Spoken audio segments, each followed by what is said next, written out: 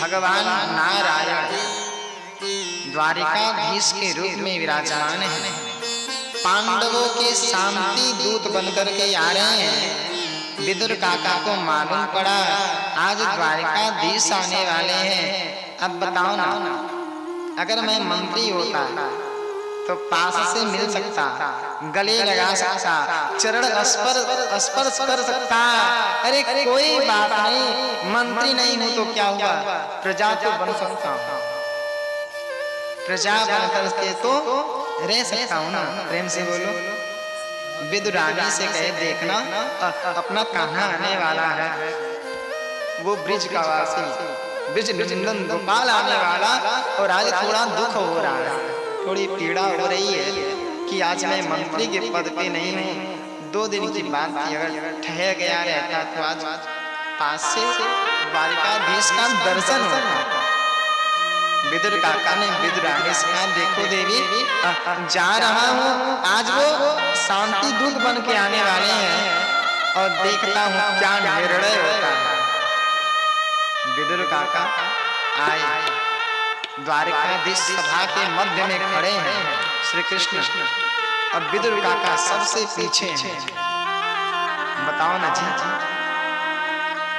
जिस सभा में धर्म सबसे पीछे हो वो सभा नरक को नहीं जाएगा तो स्वर्ग में जाएगा, कदापि नहीं जाएगा। विदुर काका सबसे पीछे, चेहरा ढक करके ऐसे डुबक करके बैठे हैं जो मंत्री की गद्दी पे बैठा है। धर्म कभी अधर्म धारण नहीं कर सकता, भले कितना हो फूटा जाए, अंत में विजय धर्म की होती है। ये तो धर्मस्ततो जया। खड़े हैं द्वारिकाधीश सभा में के मध्य में खड़े हैं। विदुर काका पीछे हैं। दुर्योधन बगल में आया। द्वारिकाधीश ने कहा स्वागत बाद में चलेगा, मैं शांति दूत बनकर के आया हूँ, एक काम करो। दुर्योधन, मैं तुम्हारे स्वभाव से भली भांति परिचित हूँ, जानता हूँ कि तुम आधा, वैसे तो नियम कहता है आधा राज्य पांडवों को दे दो, आधा रख लो, लेकिन तुम मानोगे नहीं, इसलिए 5 पांडव हैं और एक एक पांडव को एक एक गांव दे दो, केवल 5 गांव दे दो, मैं मना लूंगा। इतना कम, बताओ ना, केवल 5 गांव। दुर्योधन ने क्या कहा? ओ कृष्ण, यही शब्द है दुर्योधन का। ओ कृष्ण सुन, बिना युद्ध के एक सुई की नोक के बराबर भी मैं जमीन देने वाला नहीं हूँ। भगवान द्वारिकाधीश है, मुस्कुराए, वाह दुर्योधन वाह। अरे कभी युद्ध देखा है तुमने? नहीं देखा तो अपने पितामह से पूछ लो, भीष्म जी से पूछ लो, तुम्हारे पितामह बता देंगे युद्ध क्या होता है। अरे युद्ध में करोड़ों स्त्रियों का सुहाग छिन जाता, कोख सूनी हो जाती और जहां देखो तहां केवल मातम छाया रहता है। अरे जब एक देश से दूसरे देश का युद्ध चलता है ना तो मातम छाया रहता है। अभी हो रहा है ना इजराइल वाला घटना चल रहा है, आई छोटे छोटे बच्चों को भी काट डालता है, इतने निर्दयी हो गए। तो जब युद्ध होता है, युद्ध कभी ये नहीं देखता कि कौन मर रहा है कौन जी रहा है। युद्ध की बात कर रहे, अरे मांग जाओ, 5 गांव दे दो। दुर्योधन ने कहा देने वाला नहीं, सुई की नोक के बराबर, बिना युद्ध के। भगवान ने 3 बार समझाया, दुर्योधन नहीं माना। तब दुर्योधन चिल्ला करके बोलता है सैनिकों से जाओ और जा करके द्वारिकाधीश कृष्ण को, जो यदुवंशी है, जो यदुकुल का होकर के हम राजाओं को शिक्षा दे रहा है, इसको पहले जंजीर में बांधो, बंदी बनाओ। भगवान मुस्कुराए, वाह बेटा वाह। अरे मेरी यशोदा मैया ने तो मुझे बांध ही नहीं था, बांधते रह गई, 2-2 उंगली घट जा रही थी। जिस माँ का मैं बेटा, उसके बंधन में तो आया नहीं, तू बांध पाएगा? अरे जब कश्यप ऋषि उखल बने और अदिति मैया रस्सी बनी, एक है माधुर्य शक्ति और एक है ऐश्वर्य शक्ति। माधुर्य शक्ति है कश्यप ऋषि और एक ऐश्वर्य शक्ति है अदिति मैया। इन दोनों के प्रेम रूपी रस्सी भगवान बंधे हैं। किसी के बल में नहीं आते हैं, किसी के धन में नहीं आते हैं, भगवान तो भक्त के प्रेम के वशीभूत होते हैं, बंधन में बंध जाते हैं। बांधने का प्रयास सैनिकों ने जंजीर उठाया, द्वारिकाधीश ने कहा जिसकी मां ने जितना दुग्ध पान कराया हो आ जा। ये द्वारिकाधीश खड़ा है, बांध करके दिखाओ। अब सैनिक जंजीर लेकर के आ रहे हैं। द्वारिकाधीश ने कहा वाह। जैसे नजर घुमाया सारे सैनिक धरातल पे गिर पड़े,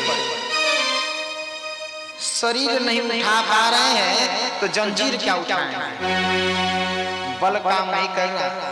अरे संसार में किसी का तेज काम करता है ना तो ठाकुर जी की कृपा से वरना लकवा मार जाता है। चलता फिरता आदमी मुंह टेढ़ा हो गया, चलता फिरता आदमी हाथ ऐसे हो गया, किसी काम का ऐसे करो भक्त गिर जाएगा, पैर में कोई किसी काम का नहीं, चलता फिरता व्यक्ति हो गया, आंख चली गई।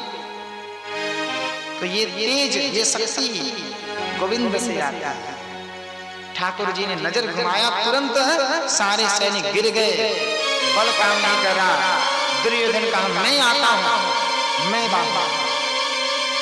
कहा जा तू ही बांध ले। दुर्योधन जैसे उठाने जा रहा है, द्वारिकाधीश ने आंखें बंद कर दी।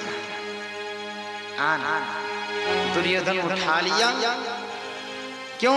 भगवान ने दृष्टि हटा दी, तब उठाया।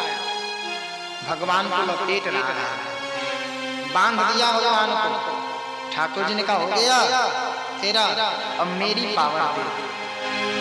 ठाकुर जी जैसे झटका मारा, पूरा जंजीर चकनाचूर हो गया, चकनी बन गई और मानो चारों तरफ तांडव मच रहा है। सृष्टि में प्रलय की स्थिति बन गई। भगवान के क्रोध का पारावार नहीं रहा। भगवान ने कहा बेटा अब तुझे मैं दिखाता हूं युद्ध का परिणाम क्या होगा। मस्तक पे हाथ रखते हैं, कहते हैं आंख बंद कर, मैं दिखा रहा हूं। भगवान ने दिखाया, यदा निधे कौरव सृजयाना, समस्त कौरव मारे गए हैं। चारों तरफ केवल लाश ही लाश, हर लाश को चील कौवे बाज नोच नोच के खा रहे हैं। और दुर्योधन का मेरुदंड जांघा गदा के प्रहार से, भीमसेन के प्रहार से फट गया है। मूर्छित अवस्था में दुर्योधन पड़ा हुआ है और चील कौवों को तलवार से भगा रहा है।